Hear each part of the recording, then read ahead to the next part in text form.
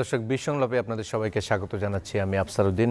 আমরা প্রতিদিনের মতো আজও অনলাইনে বিশ্বংলাপের আজকের একটি আলোচনার টপিক নিয়ে আমরা বসেছি টেবিলে। আমাদের সাথে দুজন অতিথি এই মুহূর্তে যুক্ত আছেন, বায়রার মহাসচিব শামীম আহমেদ চৌধুরী নোমান এবং সেই সাথে আছেন ব্র্যাকের অভিবাসন কর্মসূচির প্রধান শরীফুল হাসান। আপনাদের দুজনকে স্বাগত জানাচ্ছি আমাদের বিশ্বংলাপে। আমরা আজ করোনার আঘাত শ্রমবাজারে এই বিষয় নিয়ে আলোচনা করব।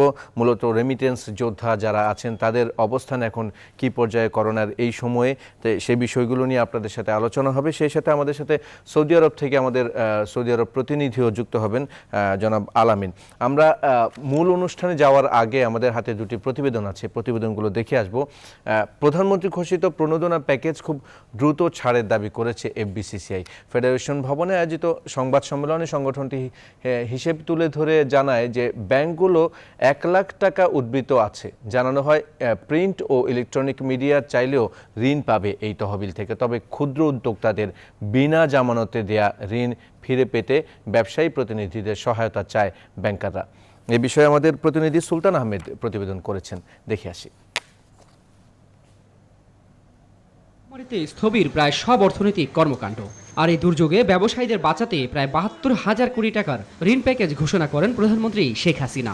1 মাসেরও বেশি সময় পার হলেও এখনও সেই ঋণ বিতরণ শুরু করতে পারেনি ব্যাংকাররা। ঋণ বিতরণে ব্যবসায়ীদের করণীয় নিয়ে সংবাদ সম্মেলনে জানানো হয়, তারল্য সংকট নেই ব্যাংকগুলোয়। প্রয়োজনে বিশ্বব্যাংক, এডিবি কিংবা অন্য সংস্থা থেকে দীর্ঘমেয়াদী ঋণ নিয়ে ব্যবসায়ীদের দেয়ার আহ্বান জানান ব্যবসায়ী নেতারা। কনসলিডেট ভাবে কাজ করতে চাই, যেন খুব দ্রুততার সাথে এই স্টিমুলাসের লোনগুলো যত জলদি সম্ভব পেতে পারে। ফাইন্যান্সিং বডি থেকে 40 বছরে 1% নেওয়ার যে বিষয়টা, এগুলো আমরা হোমওয়ার্ক করে ওনাদের সাথে কমিউনিকেট করছি।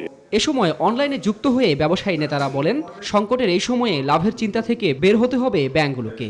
ছোট ব্যবসায়ীদের সহায়তার জন্য এফবিসিসিআইকে হেল্প ডেস্ক চালুর পরামর্শ দেন তারা। তাদের যদি কোনো বাধা এসে থাকে বা কোনো সমস্যা এসে থাকে, SMU should also try to help that company, whether it's big or small. ব্যবসায়ী যদি জীবিত থাকে, ব্যবসা যদি চালু থাকে, তাহলে ব্যাংক তার ব্যবসা করতে পারবে। এই অর্গানাইজেশনকে, this is the apex body, তাদের সহায়তা নিয়ে যাতে কোনো জায়গায় যদি অসুবিধা হয়, আটকে যায়, সেগুলোকে দ্রুত ছাড় করানো। সংবাদ সম্মেলনে যুক্ত হন সরকারি বেসরকারি ব্যাংকের শীর্ষ কর্মকর্তারা। এ সময় তারা ঋণ বিতরণে ঝুঁকির বিষয় তুলে ধরেন। বলেন, ব্যবসায়ী নেতারা সহায়তা করলেই জামানতবিহীন ঋণ বিতরণ করবেন তারা। এটা পাবলিক মানি, আমি তাকে টাকা দিব, তার কাছ থেকে সঠিক সময় টাকাটা আমি ফেরত চাই। আদায় না হলে যে রিস্কটা রয়ে গেছে, এই দায়িত্বটা কে নেবে? সরকার থেকে, রেগুলেটর থেকে তাদেরকে সাহায্য করা হয় ওই রিস্ক প্রিমিয়ামটা কমানো। গণমাধ্যম চাইলেও এই তহবিল থেকে ঋণ দিতে সহায়তা করবে এফবিসিসিআই। মিডিয়া হাউস আর পত্রিকারাও জানতে চাচ্ছে যে আমরা কিভাবে। সুলতান আহমেদ, নিউজ 24, ঢাকা। করোনা পরিস্থিতিতে সীমিত পরিসরে পোশাক কারখানা খোলার কথা থাকলেও চট্টগ্রামে বেশিরভাগ পোশাক কারখানায় উৎপাদন শুরু করেছে। অনেক কারখানায় স্বাস্থ্যবিধি উপেক্ষা করেই কাজ করছেন শ্রমিকরা। এই পরিস্থিতিতে ছোঁয়াচে এই ভাইরাস ছড়িয়ে পড়ার আশঙ্কায় চিকিৎসকরা। নয়ন বড়ুয়া জয়ের তথ্যচিত্রে একটি ডেস্ক রিপোর্ট আছে। এ চিত্র চট্টগ্রামের ইপিজেড এলাকার। সকাল হতে না হতেই জীবিকার তাগিদে এভাবেই পোশাক কারখানায় যাচ্ছেন শ্রমিকরা। চট্টগ্রামে সীমিত পরিসরে কারখানা খোলার কথা থাকলেও বেশিরভাগ কারখানায় 70 থেকে 80% শ্রমিক নিয়ে কাজ শুরু করেছে। এসব কারখানায় পুরোপুরি স্বাস্থ্যবিধিও মানা হচ্ছে না। এ পরিস্থিতিতে ভাইরাস ছড়িয়ে পড়ার আশঙ্কায় চিকিৎসকরা। তবে শ্রমিকদের শরীরের তাপমাত্রা মাপা, জীবাণুনাশক দিয়ে জুতা পরিষ্কার, হাত ধোয়া সহ নানা ব্যবস্থা নেওয়া হয়েছে। বেশিরভাগ কারখানায় সরকারি নির্দেশনা শতভাগ মেনে চলার চেষ্টা করা হচ্ছে বলে দাবি বিজিএমইএর। আমাদের শ্রমিক, আমাদের কর্মচারী, তাদেরকে নিয়েই আমাদের চলতে হবে এবং এই অর্থনীতিকে গতিমান করতে হলে তাদেরকে নিয়ে যেতে হবে। তাদের স্বাস্থ্যবিধি মেনেই, তাদেরকে সুরক্ষার মধ্যে রেখেই কিন্তু আমাদেরকে চলতে হবে। করোনা সংক্রমণ রোধে জনসমাগম এড়িয়ে চলার পরামর্শ দিয়েছেন সিভিল সার্জন। যেখানে জনসমাগম হবে, যেখানে সমাবেশ থাকবে, সেখানে সংক্রমণের ঝুঁকি থাকবে। প্রথম থেকেই বলা হচ্ছে, এখনও বলা হচ্ছে, স্বাস্থ্যবিধি মেনে চলার ব্যাপারে কোনো নিয়মের কোনো হেরফের এখনও আমরা বলি নাই। পোশাক কারখানার পাশাপাশি শপিং মল খুলে দেওয়ায় করোনার ঝুঁকি বাড়তে পারে বলে মনে করেন বিএমএর সভাপতি। আমাদের যে শপিং মলগুলি খুলে দেওয়ার যে সিদ্ধান্ত, আমার এটা ভুল সিদ্ধান্ত। আমি অনুরোধ জানাবো আমাদের টেকনিক্যাল কমিটি যারা আছে, স্বাস্থ্য মন্ত্রণালয় এখনই বসে হয়তো এটা আলাপ আলোচনার মাধ্যমে যদি কোনো সুযোগ থাকে এটা বন্ধ করা উচিত, না হয় আমাদের জন্য একটা বিরাট একটা ক্ষতিকারক হবে। দেশে মঙ্গলবার পর্যন্ত করোনায় আক্রান্ত হয়েছে 10,929 জন। Desk report, news 24। আমরা আমাদের হাতে দুটি প্রতিবেদন ছিল, প্রতিবেদনগুলো দেখে নিলাম। আমরা আলোচনায় ফিরব করোনার আঘাত শ্রমবাজারে। এই বিষয়ে আলোচনার জন্য আমাদের সাথে শামীম আহমেদ চৌধুরী নোমান এবং শরীফুল হাসান দুইজন যুক্ত আছেন। জনাব শামীম আহমেদ চৌধুরী নোমান, আপনাকে দিয়েই শুরু করতে চাই। মূলত আপনারা Bangladesh association of international recruiting এজেন্সির পক্ষ থেকে সমস্যাগুলো কিন্তু একদম ভালোভাবে অবজার্ভ করতে পারছেন এবং খুব কাছ থেকে দেখতে পাচ্ছেন। মূলত একদম বেসিক একটি প্রশ্ন দিয়ে শুরু করব যে করোনার এই সংকটকালীন পরিস্থিতি শ্রমবাজারকে আসলে কোন দিকে নিয়ে যাচ্ছে, শ্রমবাজারে করোনার প্রভাব সম্পর্কে একটু বলবেন যে প্রবাসী শ্রমিকদের কি অবস্থা এখন পড়ছে। ধন্যবাদ আপনাকে। সকল শ্রোতাদের রমজান করেন। যেটি হচ্ছে আপনি যেটি বলেছেন যে আমরা কাছে থেকে দেখছি, আসলে কাছে থেকে দেখছি না, আমরা we are suffering because of আমরা এই সেক্টরে যারা আছে, যাদের মাধ্যমে কর্মীরা বিদেশে গমন করেন, সুতরাং এটি কমপ্লিটলি শাটডাউন এবং স্থগিত হয়ে গেছে। এবং আজকে আমাদের হাতে যেদিন থেকে বন্ধ হয়েছে এয়ারলাইন্স বা ভিসা এমবেসি গুলো, সেদিন থেকে এই পর্যন্ত আমাদের কাছে অলমোস্ট 2 লক্ষের উপরে 1 লক্ষের বেশি কর্মী ভিসা বিভিন্ন স্টেজে, কারো টিকিট করা, কারো ভিসা কমপ্লিট করা, কারো ইমিগ্রেশন করা, কারো মেডিকেল কমপ্লিট করা, এরকম 1 লাখের উপরে কর্মীর ভিসা আমাদের হাতে পেন্ডিং হয়ে গেছে। সো আপনার এই মুহূর্তে আমাদের যে অবস্থা যাচ্ছে এবং এই জিনিসটা যত লিঙ্গার হচ্ছে, যত সময় দীর্ঘায়িত হচ্ছে, তত কিন্তু আমাদের এই সংখ্যাটা বাড়ছে।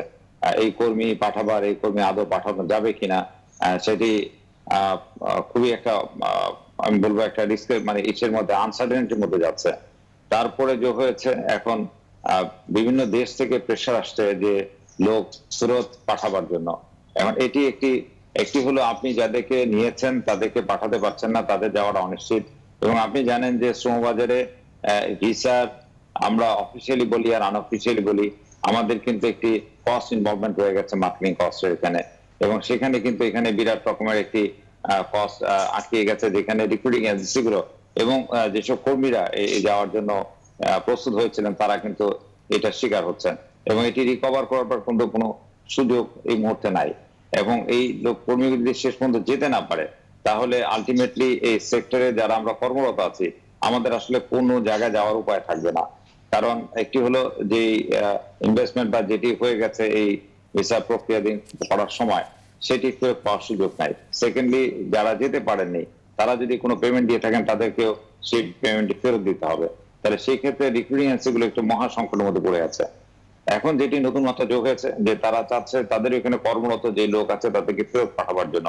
এটি হলো মরার পরে খারাপের মতো হয়ে যাচ্ছে এখন সেটি যদি হয়, তাহলে আপনি দেশের রেমিটেন্স, দেশের যে শ্রম বাজারের যে কথাটি আমরা বলছি, আমরা কিন্তু একটা মহা বিপদের দিকে মানে ধাবিত হচ্ছি, যেটি সময়ের সাথে সাথে এটি বাড়ছে। কারণ যত দ্রুত সময়ের মধ্যে আল্লাহ রাব্বুল আলামিন যদি আমাদের সহায়তা করেন, এটি থেকে আমরা বেরিয়ে আসতে পারি, তাহলে কিন্তু তত আমাদের এইটা ক্ষতিটা কম হবে। কিন্তু যত সময়টা লিঙ্গার হচ্ছে, তত কিন্তু এটি আমাদের বিপদের দিকে ফেলছে। আরেকটি বড় জিনিস হচ্ছে যে আমাদের ডেস্টিনেশন কান্ট্রি গুলোতে আমরা দেখতে পাচ্ছি, যেমন মালয়েশিয়া যথেষ্ট ইমপ্রুভ করেছে এবং তারা অনেকটাই এটাকে নেগেটিভ সাইডে নিয়ে আসতে চেষ্টা করছে এবং প্রতিদিনের সংখ্যায় তাই দেখা যাচ্ছে। সৌদি আরব মোটামুটি কিন্তু এই জিনিসটাকে একটা জায়গায় কন্ট্রোল করতে পেরেছে। কিন্তু সংখ্যার বিষয় যেটি হচ্ছে, যেটি আমাদের দেশে এখন বর্তমানে শুরু হয়েছে, আমরা জানি যে আমাদের এখানে লেট ইস্যু হয়েছে, আমাদের কিন্তু এই জিনিসটা আস্তে আস্তে পিকের দিকে যাচ্ছে। এমন না হয়ে যায় যে যার ডেস্টিনেশন কান্ট্রি যেখানে আমরা লোক পাঠাচ্ছি, তারা কিন্তু মোটামুটি একটি অবস্থায় চলে আসবে লোক বা মার্কেট খুলবার জন্য বা লোক নেবার জন্য। কিন্তু তখন দেখা যাচ্ছে যে আমরা যদি এই অবস্থার মধ্যে পড়ে যাই, তাহলে কিন্তু আরেকটি মহাবিপদ, যে ওরা প্রস্তুত হলে আপনি প্রস্তুত না, বিকজ আপনার যে অবস্থা দাঁড়াবে সেই অবস্থায় আপনি লোক পাঠাতে পারবেন না। তো সেইখানে কিন্তু আমাদের নিজস্ব দিক থেকে কিন্তু এখন চিন্তার বিষয় এসছে যে আমরা এটাকে আরো কিভাবে আরো কঠোর ব্যবস্থার মধ্যে নিয়ে আরো কোঅর্ডিনেটেড ওয়েতে আমরা আমাদের দেশে যে পরিস্থিতি সেটাকে উন্নতির দিকে যেতে পারি। আমরা যদি কোঅর্ডিনেটেড না করতে পারি, তাহলে কিন্তু আসলে অনেক অনেক বড় বিপদের মধ্যে পড়ে যাব, এবং নেক্সট 6 মাসে আদৌ আমরা লোক পাঠাতে পারবো কিনা এটি কিন্তু একটা বড় সংখ্যার মধ্যে আমরা পড়ে আছি। সো এই ক্ষেত্রে আমি মনে করি যে আমাদের আসলে আরো বেশি কোঅর্ডিনেটেড ওয়েতে কাজ করা উচিত।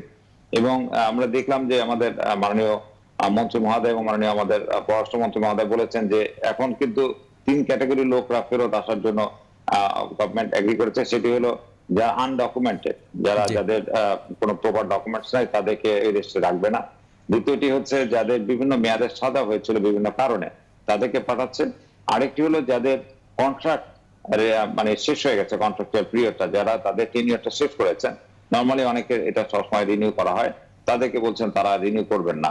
তার মানে দেখা যাচ্ছে যে আমার জবের কিন্তু মার্কেটটা সংকুচিত হয়ে যাচ্ছে বর্তমান প্রেক্ষাপটের কারণে। জি, অনেকগুলো সংখ্যার কথা আপনি জানালেন জনাব শামীম আহমেদ। মূলত শুধু যে শ্রমিক ক্ষতিগ্রস্ত হচ্ছে তা না, আপনি যদি বলছেন যে শ্রমিকের পাশাপাশি এজেন্সি সহ এর সাথে সম্পর্কিত সবাই ক্ষতিগ্রস্ত হচ্ছেন, এবং বড় পরিসরে যদি চিন্তা করি বাংলাদেশের অর্থনীতি কিন্তু একটি বড় হুমকির মধ্যে পড়বে। আমরা একটু শরীফুল হাসান আছেন আমাদের সাথে, তার সাথে একটু আলাপ করে আসি। জনাব শরীফুল হাসান, আমরা যে বিষয়টা আসলে এর মধ্যে আলাপ করলাম, আপনিও শুনতে পেয়েছেন যে শ্রমিকদের এই করোনার পরিস্থিতির কারণে কি কি সংকটগুলো তৈরি হচ্ছে, সেগুলো জনাব শামীম আহমেদ বলছিলেন।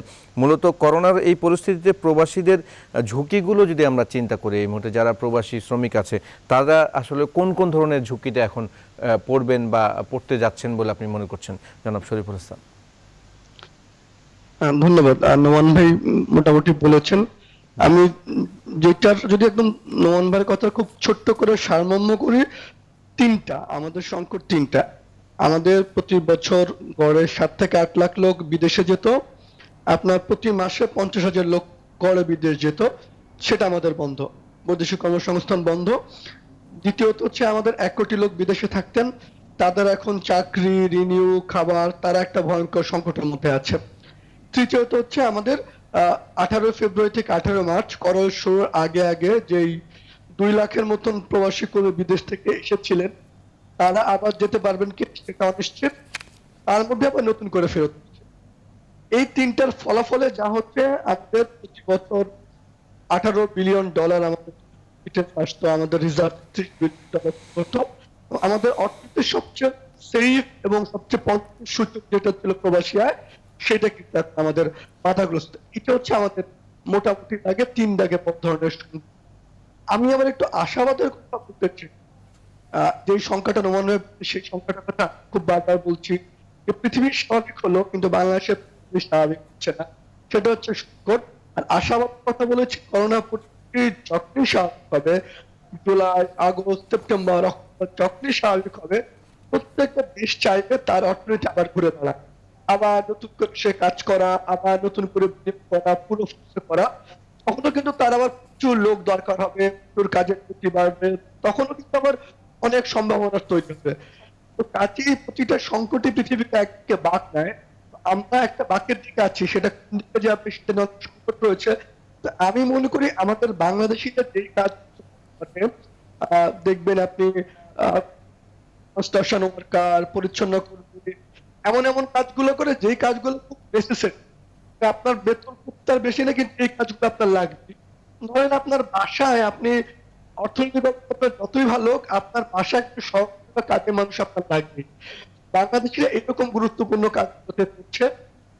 তো কাজে আমি মনে করি না যে আমাদের বিপুল সংখ্যক লোক ফেরত আসবে, অনেক সংকট হবে, সেটা নয়। কিন্তু যে বিশ্ব অর্থনীতির সংকট, তার ধাক্কা তো লাগবে। আপনি জানেন আমাদের মাসে প্রবাসী আয় $110 কোটি নেমে এসেছে, যেটা আমাদের গত 14 মাসের সর্বনিম্ন। আমাদের কিন্তু তখনই 145 কোটি নামে, এটা হয়তো আরো কমবে। তো সেই সংকট রয়েছে, আগামী কয়েক মাস সেই সংকটগুলো আমাদের মোকাবেলা করতে হবে। কিন্তু এই মুহূর্তে লড়াইটা টিকে থাকার লড়াই, এই মুহূর্তে লড়াইটা বেঁচে থাকার লড়াই, সেটা পার করতে পারলে আমরা কিভাবে হবে সেই ভাবনাটা ভাবতে পারি।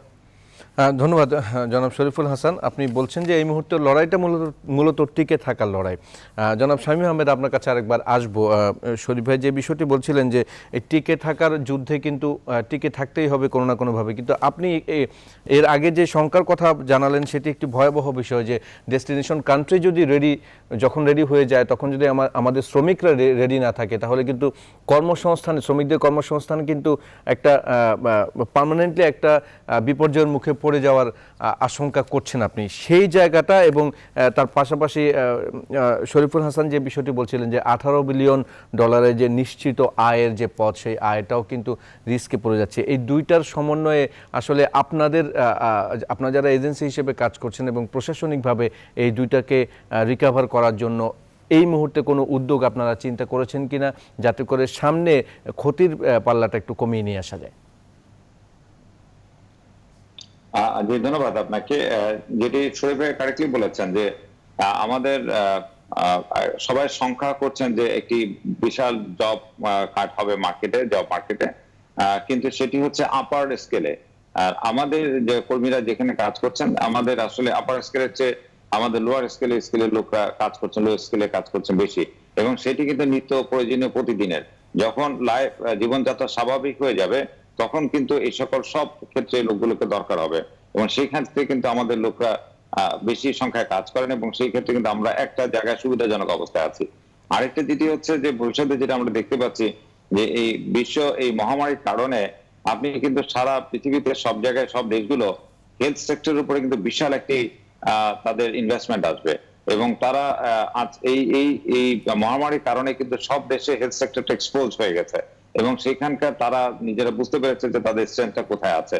সেক্ষেত্রে কিন্তু তারা এই সেক্টরটাকে পুরোভাবে ঢেলে সাজাবেন, এবং সেখানে কিন্তু প্রচুর কর্মী প্রত্যেকটা লেয়ারের প্রত্যেকটা ডিপার্টমেন্টে কিন্তু তাদের প্রচুর প্যারামেডিকে আরম্ভ করে আপনার অ্যাসিস্ট্যান্ট হতে আরম্ভ করে ডক্টর, আমরা হিউজ লোকের দরকার হবে। কিন্তু সেই ক্ষেত্রে কিন্তু আমাদের একটা বড় সুযোগ সামনের দিকে আছে, কিন্তু সেই প্রিপারেশনটা যদি আমরা এখন থেকে না নিতে পারি, আমাদের প্রথম হচ্ছে কতগুলো ডিসিশন পলিসি মেকিং এ নিতে হয়, তারপর আপনার রিসোর্স অ্যারেঞ্জ করতে হয়, দেন ইউ হ্যাভ টু আপনার একাডেমি গুলো তৈরি করতে হয়। আমরা যদি এই সময়টার মধ্যে সেই দিকে আগায় থাকতে পারি তাহলে কিন্তু এই সুযোগটা আমরা সবচেয়ে আগে গ্রাব করতে পারবো। আমরা জানি 12 থেকে 14 দেশ লোক পাঠায়, কি কিন্তু বসে থাকবে না। ইটস এ কম্পিটিটিভ মার্কেট, সবারই কিন্তু একই অবস্থা। আমাদের যেমন এই অর্থনীতিতে বড়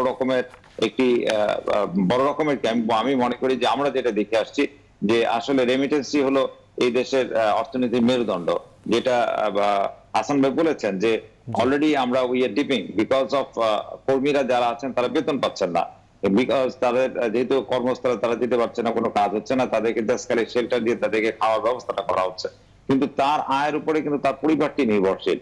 এই যে কর্মীরা, আমরা যদি মিডল ইস্টের সব মিলে যদি 30-35 লাখ লোকের কথা বলি, তাহলে শুধু মিডল ইস্ট নিয়ে যদি আমরা কথা বলি, সেখানে আপনি দেখেন যে সেই পরিবারগুলো তাহলে কিভাবে সার্ভাইভ করবে, কারণ তাদের প্রতি মাসিক বেতনের উপর পরিবারগুলো সার্ভাইভ করে আছে। তারা এমন একটা অবস্থায় আছে যে তারা রাস্তায় নামতে পারছেন না, আর তারা নিজেরাও চলতে পারছেন না। এটা কিন্তু একটা বিশাল অবস্থার মধ্যে পড়েছে।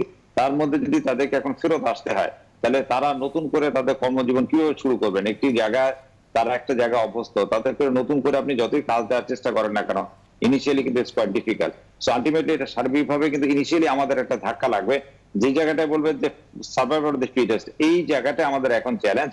আমাদের একটা পরিকল্পনা নিয়ে কাজ করতে হবে সম্মিলিতভাবে, যে আমরা এই যে 6 মাস বা 8 মাস বা 1 বছরের যে একটা টেনিউর লাগবে, সেই টেনিউরে আমরা কিভাবে সার্ভাইভ করব, আমাদের এই প্ল্যানটা এখন তৈরি করতে হবে। যে ইফ উই ক্যান সার্ভাইভ, আমরা যদি সার্ভাইভালের মধ্যে সবচেয়ে বেশি ইম্পর্টেন্ট যেটা আমি আগে বলেছি, যে আমাদেরকে কিন্তু নিজেকে আরো সতর্ক হতে হবে। বিকজ যদি দেখা যাচ্ছে যে আস্তে আস্তে সবগুলো পৃথিবীতে কিন্তু সব জায়গায় কিন্তু এটা আসলে আল্লাহর রহমতে কন্ট্রোলের দিকে চলে আসছে, কিন্তু আমরা কিন্তু এই জায়গাটা আমাদের এখন কিন্তু এটা বাড়া শুরু করছে। সেই জায়গাটা যদি আমরা ওদের সাথে না থাকতে পারি, বা আমরা ওই সময়ের মধ্যে নিজেদেরকে খাবার না করতে পারি, তাহলে কিন্তু আমরা এদিক থেকে অনেক পিছিয়ে যাব। তখন কিন্তু আমাদের লোকগুলো আর ওখানে যেতে পারবে না সুযোগ থাকার পরও, তাহলে কিন্তু আমরা আরো বেশি সমস্যার সম্মুখীন হবো। এইগুলো সবগুলো নিয়ে আমাদের প্রাইমারি স্টেজে কিভাবে এটাকে মিনিমাইজ করা যায়, এবং আমরা ভবিষ্যতের চাহিদার দিকে তাকিয়ে সেটার উপরে প্ল্যান করে আমরা সেদিকে প্রিপেয়ার হতে হবে, যাতে আমরা ওই নতুন যে সেক্টরগুলো খুলবে সেখানে যেন আমাদের লোকগুলোকে আমরা পাঠাতে পারি। ধন্যবাদ যদি এইভাবে কাজ করতে পারি তাহলে জি ধন্যবাদ। আমরা আরেকটু এবার শরীফুল হাসান ভাইয়ের কাছে একটু যাব। মূলত আপনি যেই পয়েন্টগুলো যে পয়েন্টগুলো বলছিলেন এই পয়েন্টগুলোর আলোকে আরও কিছু সমস্যা কিন্তু বের হয়ে আসছে। আমরা এই মুহূর্তে একটি বিরতি নেব, বিরতি থেকে ফিরে এসে আরও কিছু প্রসঙ্গ আছে সেই প্রসঙ্গ নিয়ে আলাপ করব। শামীম আহমেদ চৌধুরী নোমান এবং শরীফুল হাসান আপনারা দুজন যুক্ত আছেন, থাকুন আমাদের সাথে যুক্ত। আমরা বিরতি থেকে ফিরে এসে আলোচনা করব। দর্শক, বিশ্বংলাপের এই মুহূর্তে নিচ্ছি ছোট্ট একটি বিরতি, আমাদের সাথেই থাকুন।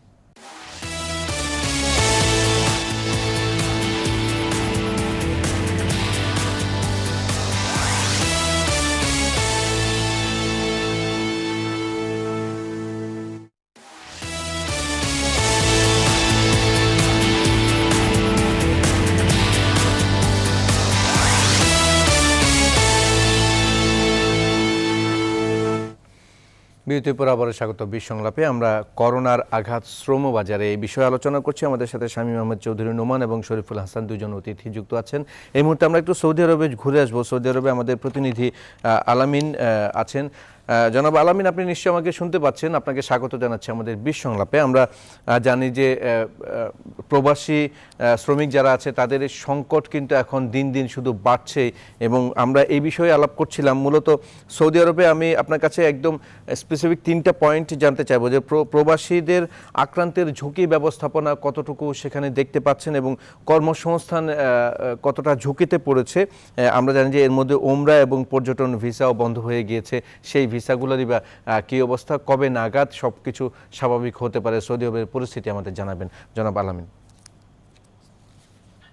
ধন্যবাদ আপনাকে। শুরুতে যদি বলি যে আক্রান্তের যে ঝুঁকি সেটি হচ্ছে, আপনাকে যদি একটি পরিসংখ্যান আমি বলি যে এই পর্যন্ত কিন্তু সৌদি আরবে 30,000-এর মতো বাংলাদেশি নাগরিক বা প্রবাসীরা আক্রান্ত হয়েছে, এবং কিন্তু বাংলাদেশের সংখ্যা প্রায় 4,000-এর মতো। আর যদি আমি মৃত্যুর দিক থেকে বলি তাহলে সৌদি আরবে এই পর্যন্ত 209 জন মানুষ মারা গেছেন, তার মধ্যে বাংলাদেশি রয়েছেন 64 জন। তো সেই দিক থেকে যদি আমরা চিন্তা করি তাহলে বাংলাদেশের সংখ্যাটা অনেক বেশি। এর পিছনে কারণ হচ্ছে যে বাংলাদেশিরা যেখানে থাকে সেখানে আসলে শারীরিক দূরত্ব বা ওই যে হাইজিন মেনটেন করাটা খুব কঠিন। তারা খুব একটা ভালো পরিবেশে থাকে না এবং তারা অনেক গাদাগাদি করে থাকে। এই সমস্ত দিক থেকে কিন্তু মনে হয় যে বাংলাদেশে অনেক বেশি ঝুঁকিপূর্ণ। আমি কয়েকটা এলাকার কথা শুনেছি যেখানে আসলে বাংলাদেশিরা পরীক্ষা করতেই চাচ্ছে না, সেখানে দূতাবাসের প্রতিনিধিরা গিয়ে সেখানে দেন দরবার করে তাদেরকে রাজি করাতে হচ্ছে, কারণ তাদের ভিতরে ভয় যদি পরীক্ষা করে তাহলে হয়তো বা পজিটিভ আসবে এবং একটা নেতিবাচক একটা প্রভাবের দিকে তারা পড়তে পারে। এটা হচ্ছে এক কথা। দ্বিতীয় কথা হচ্ছে যে আসলে সৌদি আরবে কিন্তু বাংলাদেশিদের যে কর্মসংস্থানের ঝুঁকি সেটি কিন্তু কয়েকদিন আগে, গত বছর থেকে শুরু হয়েছে, যখন থেকে সৌদি সরকার তাদের নাগরিকদের চাকরির জন্য ব্যবস্থা করতেছিলেন, যেখানে সৌদি সরকার ঘোষণা দিয়েছে যে 70% সৌদি নাগরিককে তারা কর্মসংস্থান করে দিবে। সেই ক্ষেত্রে বড় বড় যে পদ পদবিগুলো রয়েছে সেখানে কিন্তু বিদেশি নাগরিকদের ছাঁটাই করে দেওয়া হচ্ছে। তো এর সাথে নতুন মাত্রা যোগ হয়েছে কিন্তু এই করোনা মহামারী। এখন কিন্তু অনেক কোম্পানি তাদের শ্রমিক ছাঁটাই করে দিয়েছে এবং অনেকেই যারা দেশে ফিরেছেন তারাও হয়তো আসতে পারবেন কিনা সেই ব্যাপারে যথেষ্ট অনিশ্চয়তা রয়েছে। তাছাড়া অনেক শ্রমিক কিন্তু ইতিমধ্যে দেশে যাওয়ার জন্য রেজিস্ট্রেশন করেছে, যেটা সৌদি সরকারের আওদা প্রোগ্রাম বলা হয়। সেই প্রোগ্রামের অধীনে তারা প্রায় 8 থেকে 9,000 বাংলাদেশি তারা দেশে ফেরত যাওয়ার জন্য ইতিমধ্যে রেজিস্ট্রেশন করেছে। তারা ফ্লাইটের অপেক্ষা রয়েছে। এছাড়া অনেক বড় বড় কোম্পানি তারা তাদের ব্যয় হ্রাস করার জন্য অনেক কর্মীকে ছাঁটাই করছে, সেখানে কিন্তু বড় সংখ্যার একটি বাংলাদেশি যারা রয়েছে। তো আরেকটা বিষয় হচ্ছে যারা বাংলাদেশের একটি বড় অংশ কিন্তু মক্কা এবং মদিনায় বসবাস করে প্রবাসীরা, এবং তাদের আয়ের বড় একটি অংশ কিন্তু এই পর্যটন এবং উমরা হজকে কেন্দ্র করে। তো গত 2-2.5 মাস যাবত কিন্তু এই সেক্টরটি পুরোপুরি বন্ধ রয়েছে। তো এই ক্ষেত্রে যারা মক্কা মদিনায় ব্যবসা বাণিজ্য করতেন বা চাকরি করতেন হোটেলে, তারা কিন্তু বেকার হয়ে পড়েছেন এবং তারা আসলে কতদিন পরে আবার পুনরায় ফিরতে পারবেন সেই কাজে বা আদৌ ফিরতে পারবেন কিনা সেই ব্যাপারে কিন্তু যথেষ্ট প্রশ্ন থেকেই যায়। তো বাংলাদেশিরা আসলে এইখানে যেহেতু একটু নিচের লেভেলে কাজ করে বা নিম্ন শ্রেণীর কর্মচারী এবং তারা অদক্ষ এবং আধা দক্ষ লোক, সেই কারণে তাদের কাজ হারানোর ঝুঁকিটা একটু বেশি। কারণ সৌদি সরকার তারা চাচ্ছে যে এখানে এখন অটোমেটিক বা স্বয়ংক্রিয় পদ্ধতিতে অনেক কাজ করা হচ্ছে, যেখানে অদক্ষ শ্রমিক বা আধা দক্ষ শ্রমিকের প্রয়োজন হয় না। সেই ক্ষেত্রে বাংলাদেশ সরকারের কিন্তু বিষয়টা ভাবতে হবে এবং প্রবাসীরা তারা বলছেন যে যদি এখানে দূতাবাসের সহযোগিতায় বা কূটনৈতিক প্রসেসের মাধ্যমে যারা ইতিমধ্যে চাকরি হারিয়েছেন বা চাকরি হারানোর মতো আশঙ্কায় আছেন তাদেরকে বিকল্প ব্যবস্থা অন্যত্র সরিয়ে নেওয়া বা অন্য কাজে যোগদান করার ব্যাপারে যদি দূতাবাস যদি সৌদি সরকারের সাথে কথা বলে একটা ব্যবস্থা করেন তাহলে হয়তো বা তারা বড় একটা অংশের কর্মচারীরা বা বাংলাদেশি কর্মীরা তারা চাকরি হারানোর ঝুঁকি থেকে বেঁচে যেত। তো তারা কিন্তু আসলে অনেক প্রবাসী, আরেকটা তথ্য জানিয়ে রাখি যে গত 3 বা 6 মাসে কিন্তু এখানে প্রায় 1 থেকে 1.5 লাখ শ্রমিক এসেছে। এর মধ্যে বড় একটা অংশ শ্রমিকরা কিন্তু এখনো কাজে যোগ দিতে পারেনি, এখনো ইকামা হয়নি।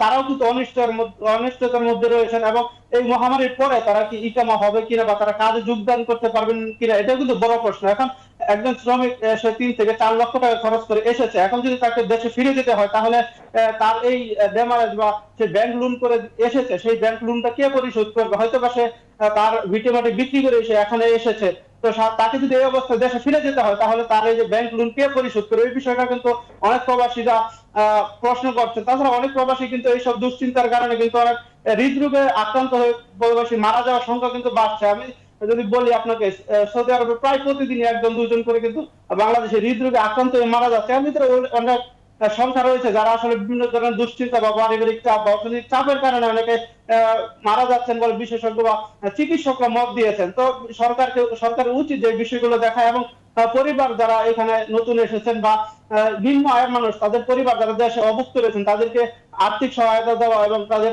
পরিবারগুলোকে দেখভাল করা দাবি কিন্তু প্রবাসীরা জানিয়েছেন। আরেকটা বিষয় একটু ছোট্ট করে জানতে চাইবো যে এই ক্ষেত্রে আসলে দূতাবাস কতটা কার্যকরী ভূমিকা রাখছে, এবং দূতাবাসের এই মুহূর্তে কি ধরনের উদ্যোগ থাকা উচিত বলে আপনি মনে করছেন, যেহেতু আপনি সেখানে একদম স্বচক্ষে সবকিছু দেখতে পাচ্ছেন? আসলে দূতাবাস সবসময় দেশের যে সরকারের উপর দায়িত্ব পেয়ে তারা তাদের দায়িত্বটুকু থেকে স্কিপ করতে চায়। কারণ আপনি জানেন যে ইতিমধ্যে অনেক প্রবাসীরা খাদ্য সংকটে, অর্থ সংকটে ভুগছে। আমি যতটুকু জানি এই পর্যন্ত 25-26 হাজার বাংলাদেশি খাদ্য সহায়তার জন্য আবেদন করেছে। এখন পর্যন্ত মাত্র 4 হাজার বাংলাদেশিকে তারা খাদ্য সহায়তা দিতে পেরেছে। তো এই দিকটা যদি আমরা দেখি তাহলে কিন্তু বোঝা যায় যে আসলে দূতাবাসের সক্ষমতা কতটুকু আছে বা তারা কতটুকু করতে পারবে। তো যদি দূতাবাসকে এই বিষয়গুলো দৃষ্টি আকর্ষণ করা হয়, তারা শুধু একটি কথাই বলে যে আমরা সৌদি সরকারের সাথে কথা বলছি বা দেশে কথা বলছি, সবারই এই পরিস্থিতি, আমাদের দেশের জন্য না। কিন্তু অনেক দেশ কিন্তু ইতিমধ্যে তাদের সাধ্য অনুযায়ী তারা পদক্ষেপ নিচ্ছে এবং কূটনৈতিক যে আলাপ আলোচনা সেটি কিন্তু চালিয়ে যাচ্ছে। বাংলাদেশ দূতাবাসেরও উচিত যে আলোচনা চালিয়ে যাওয়া এবং বাংলাদেশ শ্রমিকরা যাতে এখানে থাকতে পারে তাদের থাকার একটি ব্যবস্থা করা, এবং এই ব্যবস্থায় বাংলাদেশ সরকারকে অবহিত করা এবং যে পদক্ষেপ নেওয়া সেগুলো যাতে দ্রুত নেওয়া হয়। অনেক ধন্যবাদ জনাব আলামিন, আপনি আমাদের সাথে যুক্ত হয়েছেন। বিশ্ব সংলাপে যুক্ত হওয়ার জন্য আপনাকে ধন্যবাদ জানাচ্ছি। আমরা আমাদের সাথে আরও দুজন অতিথি এই মুহূর্তে যুক্ত আছেন, শামীম আহমেদ চৌধুরী নোমান এবং শরীফুল হাসান।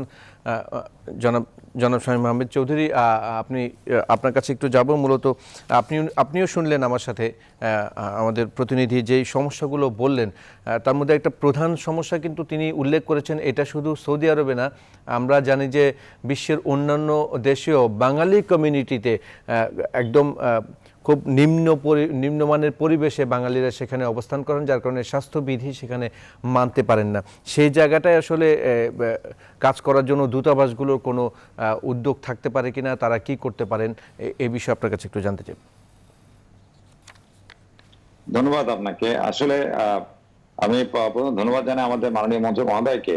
আসলে উনি কিন্তু এটাকে সরাসরি মনিটর করছেন, স্পেশালি এই বিভিন্ন দেশে আমাদের যে কর্মী ভাইরা আছেন তাদের অবস্থা জানবার জন্য। এবং আপনি জানেন যে ওই সৌদি আরব যে দেশের কথাই বলি, সব জায়গায় কিন্তু আমাদের দেশের মতো লকডাউন, এবং এখানে লকডাউনটা কিন্তু কারফিউ আকারে, খুব শক্ত আকারে, এবং তার ওই লকডাউনের মধ্যে কিন্তু আপনার মুভমেন্টের কোনো সুযোগ নাই। সেখানে আমাদের যারা দূতাবাসে কর্মরত আছেন তারা কিন্তু অনেক জায়গায় রেস্ট্রিকশনের কারণে তারা পৌঁছাতে পারছেন না। তবে তারা যতটুকু সম্ভব তারা চেষ্টা করছেন, এবং এই কাজ করতে গিয়ে কিন্তু দূতাবাসের বেশ কিছু কর্মকর্তা এই করোনা ভাইরাসে আক্রান্ত হয়েছেন। যেটা হয়েছে, যে প্রবলেমটা হচ্ছে যে এটা তো বিশাল প্রবলেম, যেটা আসলে কারো ব্যক্তি বা কোনো একটি প্রতিষ্ঠান বা কারো দেশের পক্ষে একা সম্ভব নয়।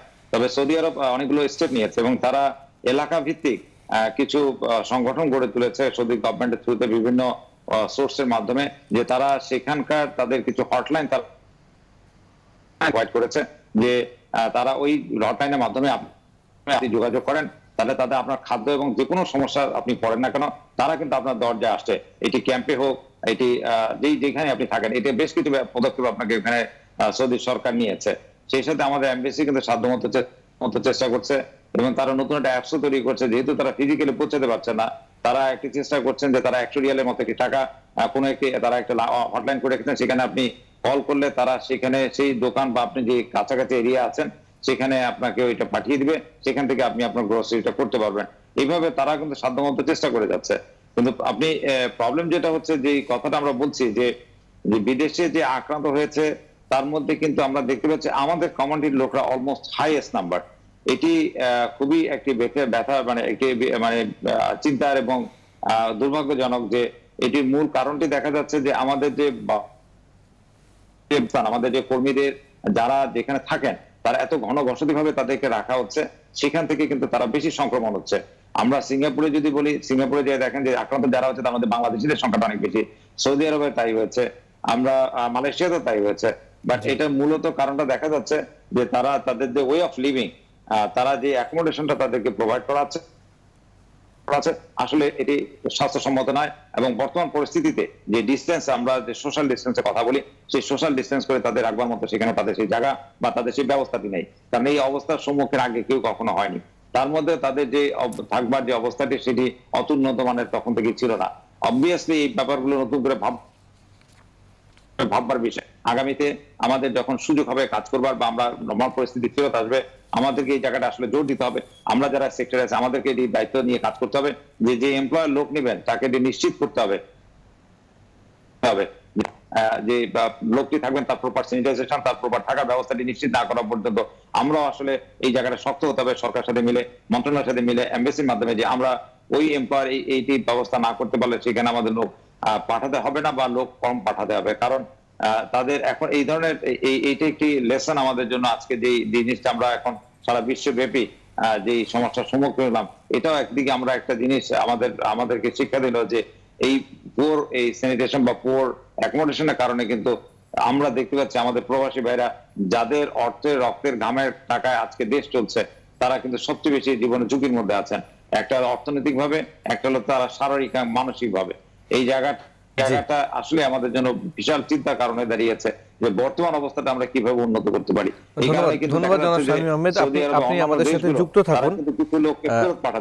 জি, আপনি আমাদের সাথে যুক্ত থাকুন। আমরা একটু জনাব শরীফুল হাসান আছেন আমাদের সাথে যুক্ত এই মুহূর্তে। শরীফুল হাসান, আপনিও নিশ্চয়ই শুনেছেন যে আমাদের প্রতিনিধি আলামিন যেটি বলছিলেন যে মূলত এখন যে শ্রমিকদেরকে দেশে পাঠিয়ে দেওয়া হচ্ছে বাই ফোর্স ওই বিভিন্ন দেশের গভর্নমেন্টের মাধ্যমে, তাদের মধ্যে একটা শঙ্কা, একটা দুশ্চিন্তা কাজ করছে যে তারা তো অনেকেই কিন্তু লোন করে বিদেশে গিয়েছেন এবং সেই আর্থিক বিষয়গুলো মাথায় রেখে অনেকে কিন্তু অসুস্থ হয়ে মারাও যাচ্ছেন, হৃদরোগে আক্রান্ত হচ্ছেন। এই অবস্থায় তিনি দুটি পয়েন্ট বলেছেন, বিদেশেই কেউ বেকার হয়ে যাচ্ছেন, আবার এই বিদেশে যারা অবস্থান করছেন বিদেশি শ্রমিকদের বাংলাদেশে পরিবার আছে, সেই পরিবারকে আসলে খাদ্য সহায়তা সহ আর্থিক সহায়তা দেওয়ার জায়গাটা খুব জরুরি হয়ে পড়েছে। সেই বিষয়টি আসলে আমরা বাংলাদেশে কতটুকু এখন দেখতে পাচ্ছেন, কতটুকু দরকার, কিভাবে সেটা করা সম্ভব? ধন্যবাদ। যেটা নোমান ভাই বলছেন বা আপনাদের যদি বলি যে আমাদের এই পর্যন্ত 17টা দেশে 480 জন প্রবাসী ইতিমধ্যে মারা গেছে, মানে প্রায় 500-র কাছাকাছি। তো সেটা খুবই দুঃখজনক। যুক্তরাষ্ট্র, যুক্তরাজ্য, সৌদি আরব, বিশেষ করে সৌদি আরবে যতজন করোনা এখন পর্যন্ত মারা গেছেন তার 1/3 হচ্ছে বাংলাদেশি। সিঙ্গাপুরে যত লোক আক্রান্ত হচ্ছে তার এখন নতুন করে অর্ধেকেরও বেশি বাংলাদেশি। তো এই জিনিসগুলো কিন্তু নোমান ভাই যেটা বললেন যে করোনা আমাদেরকে দেখিয়ে দিচ্ছে যে তারা কোন পরিবেশে থাকেন। কিন্তু আমি কিন্তু ব্যক্তিগতভাবে সংযুক্ত আরব আমিরাত, মালয়েশিয়া, কাতার, দুবাই প্রতিটা দেশে গিয়ে ক্যাম্পের এই পরিবেশ বহু বছর ধরে আমরা জানি, সেটা নিয়ে আমি ব্যক্তিগতভাবে রিপোর্ট করেছি, টেলিভিশনগুলোতে নিউজ হচ্ছে। এটা কিন্তু কোনো অজানা নয় যে তারা যে এক রুমে 25-30 জন গাদাগাদি করে থাকেন, পয় নিষ্কাশন, খাবার, খুবই একটা অমানবিক পরিবেশে থাকেন। এবং আমাদের প্রবাসীরা যে জীবনযাপনটা বিদেশে যাপন করেন সেটা আসলে একটা মানবেতর জীবন। তো করোনাটা যে কারণে না তারা সবসময় ছিলেন, তো সবসময় তারা ঝুঁকিতে ছিলেন, সবসময় তারা মানে সংকটটাতে ছিলেন। তো এখন এই সংকট থেকে বের হওয়ার কারণ হচ্ছে, যেমন আমরা যেটা বলছি যে শারীরিক দূরত্ব বা নিরাপত্তা থাকুক, তাদের আসলে সেই সুযোগটাও নেই। তাদের আসলে এক রুমের মধ্যে সবাই মিলে থাকতে, তারা একটা জিনিস তো সত্যি যে ভবিষ্যৎ চাকরি, বেতন সবকিছু নিয়ে তারা অনিশ্চয়তা। তো আমি শুরুতে যে কথাটা বলেছিলাম, এই মুহূর্তে টিকে থাকার লড়াই, যদি এই মুহূর্তে খাবার না পায় কয়দিন সে না খেয়ে থাকবে? তার পরিবার যে দেশে আছে, তার সন্তান যে স্কুলে যেত, তারা কতদিন চলবে? এই সংকটের জন্য বিদেশে একটা সুবিধা আছে, দেখেন আমাদের যারা প্রবাসী কমিউনিটি আছে যাদের সচ্ছল অবস্থায় তারা অনেকেই তাদের পাশে এগিয়ে আসছেন, দূতাবাস কিছু সামর্থ্য এগিয়ে আসছে, সবাই মিলে পরস্পরের পাশে দাঁড়াচ্ছেন। সেটাই উচিত, মানবিক দিকটা বিবেচনা করা। দেশে থাকা পরিবারগুলো কিন্তু, প্রবাসীদের পরিবারগুলো কিন্তু, তারা যেহেতু অতি দরিদ্র নয়, কিন্তু তারা কিন্তু নানান ধরনের সুরক্ষা থেকে বঞ্চিত হচ্ছেন। তো তাদেরকেও যদি আমরা এই সুরক্ষাগুলোর মধ্যে অন্তর্ভুক্ত করতে পারি, তারা যেন পায়, কারণ তারা আসলে না পাচ্ছেন মানুষের কাছে চাইতে। অন্যরা ভাবছেন তার তো সব পরিবারের লোকজন, স্বামী বাবা বিদেশে থাকে, তারা মানে আর্থিক ভালো আছে, কিন্তু সংকটটা কিন্তু তাদের বেশ খারাপ। আমি মনে করি করোনাকালে যে কোনো পরিস্থিতি একজন মানুষের উন্নতম ভাবে ভালো থাকার খাওয়ার পরিবেশ এইটুকু থাকার উচিত। আমি সবসময় উদাহরণ দিয়ে বলি, ঢাকায় যে কয়েল বস্তিটা, যেটা সেই কয়েল বস্তিতে যদি আপনারা যান, সেখানকার পরিবেশ আর আমাদের উন্নত দেশগুলোতে তারা যেভাবে গাদাগাদি করে থাকে, কোনো সময় বস্তির পরিবেশের চেয়ে তাদের পরিবেশের খারাপ। এত কিছু তারা করেন তাদের পরিবার স্বজনের নিষ্ঠার জন্য, যার কারণে দেশের অর্থনীতি রিজার্ভ অনেক শক্তিশালী। তাদের পেছনের মানুষগুলোর গল্প, দুর্ভোগ, অজানা কষ্টগুলো কিন্তু সবসময় থাকে। আমি চাইলে পৃথিবীর পরিস্থিতি যখন আবার স্বাভাবিক হবে, আমরা আবার চেষ্টা করবো তাদেরকে স্বাভাবিক সুন্দর উন্নত ফিরিয়ে আনার। জনাব শরীফুল হাসান থাকুন আমাদের সাথে যুক্ত। স্বামী মোহাম্মদ চৌধুরী নোমান, আপনিও যুক্ত থাকুন। আমরা একটি বিরতি নিব ছোট্ট করে। বিরতির পরে এই সমস্যাগুলো থেকে উত্তরণের আর কি পথ খোলা থাকতে পারে সেই বিষয়ে আপনাদের দুজনের মতামত নেব। দর্শক, বিশ্বংলাপের পরে জানিয়েছি আর একটি বিরতি, আমাদের সাথেই থাকুন।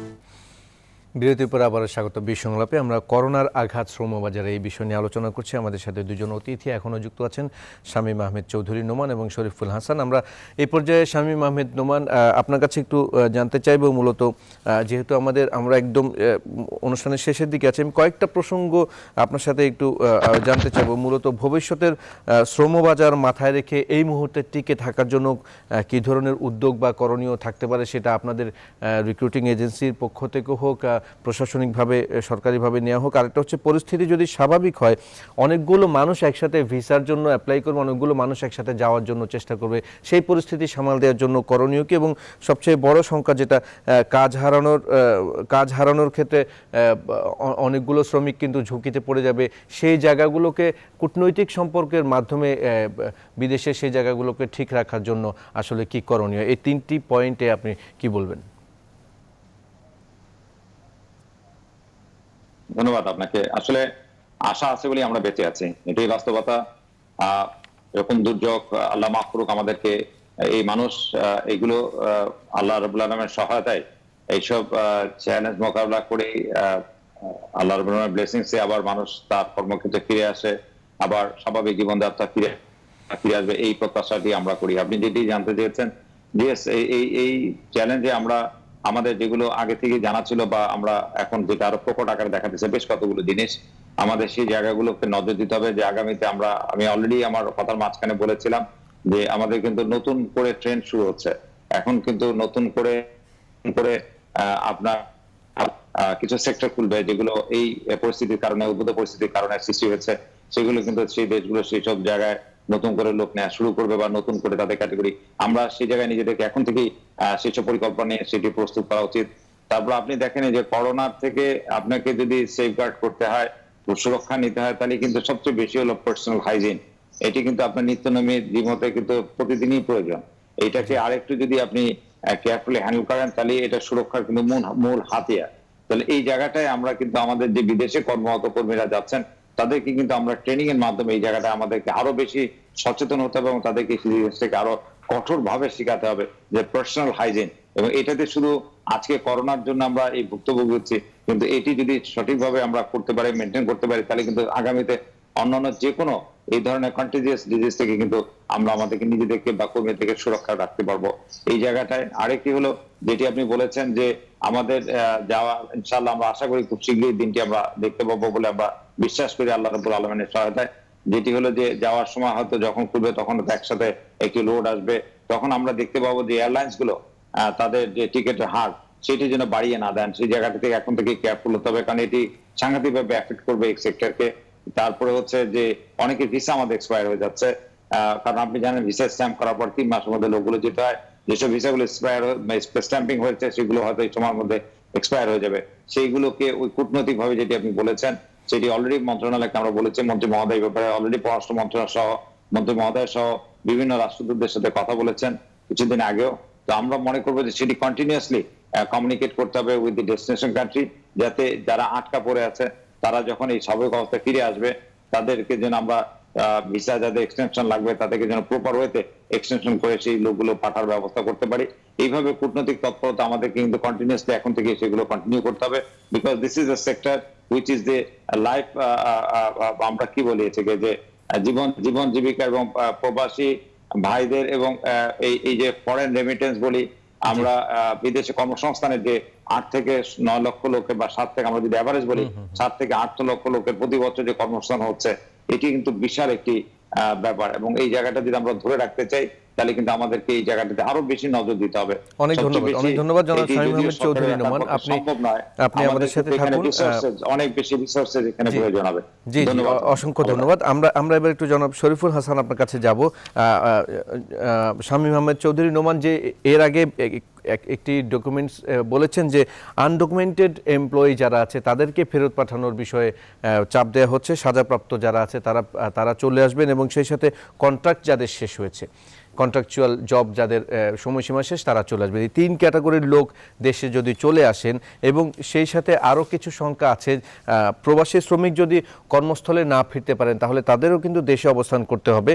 এবং আরেকটা বিষয় হচ্ছে যে এতে আসলে বেকারত্ব, বাংলাদেশের বেকারত্বে কী ধরনের প্রভাব ফেলবে এবং বাংলাদেশের দেশের আর্থসামাজিক অবস্থানে কোন ধরনের প্রভাব ফেলবে, করণীয় কি এই মুহূর্তে? ধন্যবাদ। মানে সমস্যাগুলো মোটামুটি চিহ্নিত, একদম শুরুর আলাপে বললাম বা আপনিও বললেন, সমাধানগুলো আমি বলি। আমাদের প্রথম যেটা ছিল যে আমাদের প্রতি মাসে যে 50,000 লোক, বছরে 6-7 লক্ষের কর্মসংস্থান হতো, সেটা সমাধান করার জন্য আমি মনে করি যে এই পরিস্থিতি যখনই স্বাভাবিক হবে তখনই আমাদের উদ্যোগ তো নিতেই হবে। এই মুহূর্তে আমাদের এই দেশগুলোর দূতাবাস যারা ঢাকায় আছে বা তাদের নিজ নিজ দেশ, তাদেরকে আমাদের চিঠি দিয়ে ইমেইলে ডিপ্লোম্যাটিক আপডেট করা যে দেখো ভাই তাদের ভিসা ছিল, ওয়ার্ক পারমিট ছিল বা যাওয়ার প্রসেস ছিল, স্বাভাবিক হলে তারা যেন যেতে পারে, দেশে না হোক। ইতিমধ্যে আমাদের পররাষ্ট্র মন্ত্রণালয়, প্রবাসী কল্যাণ মন্ত্রণালয় সেই কথাটা প্রথম দফায় আমাদের দূতাবাসগুলোর সাথে কথা বলে রেখেছে, তো সেইটা যোগাযোগটা রাখা হচ্ছে তাদের জন্য। দ্বিতীয়ত আমি বলবো যে যারা আছে আমাদের 1 কোটির বেশি লোক, তাদেরকে যারা এই মুহূর্তে ফেরত না পাঠায় সেই জন্য নানান ধরনের কূটনৈতিক যোগাযোগ কৌশল সেগুলো আমাদের রাখতে হবে। তাদেরকে বলতে হবে যে দেখো একটা মানবিক বিষয়, এই মুহূর্তে তাকে আনা তো সেটা একটা ঝুঁকি বিষয়। এবং আমরা দেখছি যে এই মুহূর্তে কিন্তু কোনো দেশে বলছে না তুমি তোমার সব লোক নিয়ে যাও। আমাদের করোনার কারণে গত 1.5 মাসে ফ্লাইট বন্ধ হওয়ার পর যে 1000 লোক ফেরত আসছে সৌদি আরব, ওমান, বাহরাইন, সংযুক্ত আরব আমিরাত থেকে, তারা মূলত ডিপোর্টি, যারা জেলখানায় ছিলেন তাদের সাজার মেয়াদ শেষ। তো এইটা কিন্তু খুব স্বাভাবিক যে সাজার মেয়াদ শেষ হলে তার দেশে ফেরত যেতে হবে। কিন্তু এমপিতে যারা আনডকুমেন্টেড, যাদের কন্ট্রাক্ট পেপার নাই, তাদেরকে কিন্তু কোনো দেশই তারা বলছে না ফেরত চলে যাও এখনই। এমনকি তাদেরকে অসুস্থ হওয়ার ক্ষেত্রে, চিকিৎসার ক্ষেত্রে বলছে না যে তুমি ডকুমেন্ট না ডকুমেন্টেড, বরং তারা বলছে যে কেউ চিকিৎসার ক্ষেত্রে আমরা এখন ওপেন, আমরা কোনো কিছু দেখতে চাইবো না। তো আমার কাছে মনে হয় পরিস্থিতি স্বাভাবিক হওয়ার পর যদি তাদেরকে আমরা বুঝাতে পারি যে না তোমাদের তো আসলে লোকজন তো লাগবেই, তো সেই জায়গাটা আমরা সহায়তা করতে পারি, সেই যোগাযোগটা করা, অ্যাপিলটা করা, আমার কাছে মনে হয় সেটা যদি আমরা করতে পারি। আর যেই লোকগুলো আমাদের ফেরত চলে এসছেন বা আসবেন তাদেরকেও আমাদের একটু নিয়োগকর্তার সাথে যোগাযোগ করে আবার তারা যেন কাজে যুক্ত করতে পারে, আর সেইটা একটু করা। কিন্তু আমি বারবার সেই কথাটা বলতে চাই যে আজকের লড়াই বা আগামী 15 দিন 1 মাসের লড়াইটা কিন্তু টিকে থাকার লড়াই, বেঁচে থাকার লড়াই। আমরা যদি টিকে থাকতে পারি, বেঁচে থাকতে পারি, সুস্থ থাকতে পারি, তবেই কিন্তু আমরা পরবর্তী এই পদক্ষেপগুলো বলতে পারবো। কাজে সবার কাছে অনুরোধ যে আমরা যেন এই সুস্থ থাকি, ভালো থাকি এবং করোনা মুক্ত থাকি। কারণ পৃথিবী থেকে করোনা চলে গেল, বাংলাদেশ থেকে গেল না, কোন লোক বাংলাদেশ থেকে বেশ কোনো দেশ চাইবে। কাজে সেই সংকটটা যেন আমরা মাথায় রাখি এবং আমরা যেন সারা পৃথিবীর সাথে অ্যালাইন থাকি, একসাথে যেন আমরা এড়াতে পারি। যেটা সংকট এক একটা দিক থেকে দেয়, আমি মনে করি করোনা সংকটের পরে আমাদেরকে পৃথিবী একটা দিকে নেবে, যার মধ্যে হয়তো অনেক সংকটও থাকবে কিন্তু অনেক সম্ভাবনাও থাকবে। ধন্যবাদ জনাব শরীফুল হাসান। আমরা একদম অনুষ্ঠান শেষের পর্যায়ে আমরা শামীম আহমেদ চৌধুরী নোমান আপনার কাছে 1 মিনিটের জন্য যাব। সেটি হচ্ছে যারা বাংলাদেশে এখন অবস্থান করছেন, আল্লাহ না করুক এই পরিস্থিতি যদি দীর্ঘায়িত হয়, প্রবাসী যারা ভাইয়েরা বাংলাদেশে অবস্থান করছেন এই মুহূর্তে, তাদের আসলে এই মুহূর্তে তাদের সাপোর্টটা আসলে কোনভাবে দেয়া যেতে পারে, সরকারি ভাবে হোক বেসরকারিভাবে হোক, একদম ছোট্ট করে বলবেন। ধন্যবাদ আপনাকে। আসলে সবচেয়ে আগে আমি তাদেরকে বিনয়ের সাথে অনুরোধ করব যে তারা আগে নিজেদেরকে সেফটি করো, নিজেদেরকে নিরাপদ করো।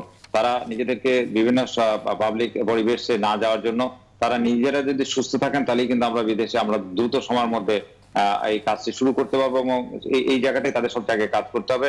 আরেকটি হলো নিয়মিত আমরা বাইরে থেকে অলরেডি আমরা রেকর্ড আমাদের রেজিস্ট্রেশন শুরু করেছি যে আমাদের এই পর্যন্ত কোন এজেন্সির হাতে কোন ধরনের কর্মী কোন পর্যায়ে আছেন, কোন স্টেজে আছেন, সেগুলো কিন্তু এটা ডাটা অলরেডি আমরা শুরু করেছি কাজ এবং সেটি অলমোস্ট আমাদের কাছে আছে, যাতে আমরা এগুলো কাজ শুরু হওয়ার পর ইমিডিয়েটলি সেগুলো গুছিয়ে আমরা রেগুলার মিনিস্ট্রিকে আপডেট করছি এবং তার সেইভাবে যেন আমরা কাজ করতে পারি। এবং মিনিস্ট্রিও একটি কাজ যদি করে থাকে ভালো হয়, সেটি হলো যে ছুটিতে যে সব কর্মীরা আসছেন তাদের কিন্তু ডাটাটা আমাদের কাছে নাই। তাদের যদি আমরা ডাটাটা এখন থেকে সংগ্রহ করতে পারি তাহলে আমরা প্রিপেয়ার থাকলাম যে আমাদের কি ধরনের কর্মী হাতে আছেন যারা বিদেশে যাওয়ার জন্য প্রস্তুত আছেন। তাহলে আপনি কোঅর্ডিনেট ওয়েতে সেই যখন কাজটি শুরু হবে তখন আমরা তাদেরকে রিপার্টিয়েট করার জন্য আমাদের সুবিধা হবে। আমরা এই জায়গাটা একটু যেন নজর দিই। অসংখ্য ধন্যবাদ জনাব শামীম আহমেদ চৌধুরী নোমান এবং শরীফুল হাসান, আপনাদের দুজনকে আমাদের সাথে আমাদের বিশ্ব সংলাপে আজকে যুক্ত হওয়ার জন্য আপনাদেরকে ধন্যবাদ জানাচ্ছি। দর্শক, বিশ্ব সংলাপের আজকের পর্ব থেকে বিদায় নিচ্ছি। পরবর্তী পর্ব দেখার আমন্ত্রণ জানিয়ে সবাই ভালো থাকবেন, সুস্থ থাকবেন এবং অবশ্যই বাসায় অবস্থান করে স্বাস্থ্যবিধি মেনে নিরাপদে থাকবেন। ধন্যবাদ সবাইকে।